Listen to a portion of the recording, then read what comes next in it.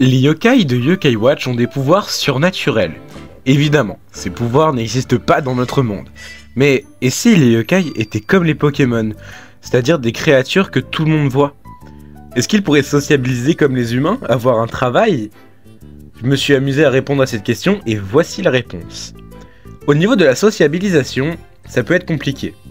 Bon, les yokai parlent la langue des humains, donc là, ça va. Mais ils ont tous une forme différente. Donc, nous, les humains, si on croise un Jibanyan dans la vraie vie, on court, hein, honnêtement. Mais imaginons que les yokai vivent parmi nous depuis longtemps et qu'on s'est habitué à eux. Est-ce qu'ils auraient toujours l'utilité des médaillons yokai? Je veux dire, est-ce que vos amis, quand vous avez commencé à parler avec eux, vous ont donné une médaille en guise de votre amitié? Est-ce que la Yokai Watch serait bannie?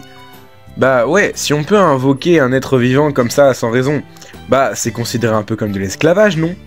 Je veux dire, un humain qui invoque un yokai juste pour combattre un autre yokai. On pourrait imaginer un système comme dans My Hero Academia, les yokai auraient l'autorisation d'utiliser leur pouvoir seulement s'ils l'ont le permis pour. Ok, ça c'est très bien. Les yokai deviennent de plus en plus comme les humains. Mais ce sera quoi la relation entre yokai et humains? Je veux dire, ils pourraient être amis, ça c'est sûr. Nathan est ami avec des tas de yokai, c'est pas le problème. Mais est-ce qu'il pourrait y avoir des relations amoureuses? Après, être amoureux de ça ou encore de ça, bon, faut vraiment être bizarre. Dans tous les cas, les humains pourraient peut-être se reproduire avec les yokai de type humanoïde. Ces yokai qui ressemblent plus ou moins à des humains. Enfin, ils ont 2 jambes, 2 bras et une tête, quoi. Et qu'est-ce qu'on fait des yokai animaux? C'est considéré comme de véritables animaux, donc si on a une relation amoureuse, est-ce que c'est considéré comme de la zoophilie? Enfin, je vais pas partir là-dessus, parce que sinon, on y a encore longtemps. Parce que je pourrais aussi vous parler des yokai enfants, et des yokai non genrés. Et je vais pas parler du système de reproduction des yokai, parce qu'on n'est pas en SVT.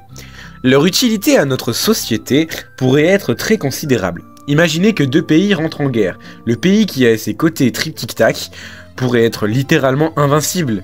Même simplement Télémire qui peut se téléporter, ou même Miroir qui peut ramener les plus grosses ordures de ce monde. Et si on part des miroirs, imaginez un simple Shogunyan qui fait son âme ultime et qui peut déglinguer tout. Je me suis amusé à imaginer les métiers pour les yokai. Les yokai kappa pourraient être maître nageur ou sauveteur en mer. Le coton tonique, bah je pense que j'ai pas besoin de vous donner son métier. Papilla et Madame Papilla seraient donc les infirmières. Blizzaria serait une gérante d'une boutique de cryogénisation, et au contraire, Chocho serait peut-être le gérant d'un sauna. Imaginez que les yokai soient comme dans les jeux vidéo, des esclaves et des machines à tout faire de Nathan. Mais là, pour tous les humains, imaginez qu'on ne respecte absolument pas les yokai, et que finalement, c'est juste des bêtes de foire et qu'on combat entre eux, un peu comme les Pokémon. Alors certes, il y en a qui aimeraient ça, enfin bon, faut vraiment être bizarre pour aimer ce genre de truc. Sauf que la plupart des yokai, bah, ils aimeraient pas ça. J'en ai un peu parlé tout à l'heure, mais je pense que du coup, les yokai miroirs seraient très intéressants. Les yokai qui utilisent la pensée comme Sheppo ou Gagalurin pourraient être aussi très intéressants à voir aussi. Les autres yokai attaquants, ce seraient les yokai qui possèdent une attaque physique ou élémentaire. Et il y aurait des soigneurs très compétents comme Kameyel ou Fukurokuju. On pourrait même voir le cas où, pour le passé de Whisper, où Whisper redeviendrait Whispocrate et il irait embrouiller l'ennemi. Alors certes, les humains auraient donc la Yokai Watch, mais n'importe quel Yokai Watch qui soit, ça sert juste à ramener l'ennemi plus proche qu'il ne l'est déjà. Donc ce coup-ci, elle servirait un peu à rien. On peut se poser aussi la question, est-ce que les yokai seraient victimes de discrimination? On aurait du racisme en soi, mais du vrai racisme envers les yokai. Et les yokai maléfiques, comme Lady Perpetua, McCracken, ou simplement les yokai avec des pensées et des envies méchantes, qu'est-ce qu'on fait? On les met en prison?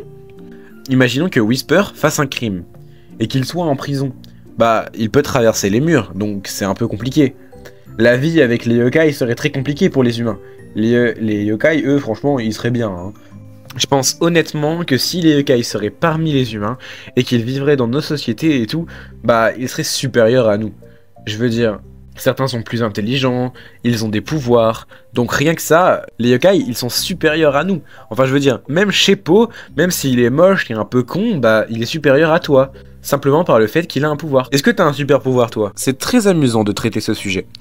Alors, j'ai conscience que ça peut être un peu compliqué. J'aime beaucoup ce genre de truc où on imagine une alternative à l'univers déjà présente de Yokai Watch. En tout cas, moi, j'espère que la vidéo vous a plu. Elle était peut-être un peu plus courte que les autres, mais bon, je fais plus de vidéos alors, on va dire que ça compense. C'était Power 5 et si vous avez aimé, n'hésitez pas à liker, commenter, partager et je vous dis à plus.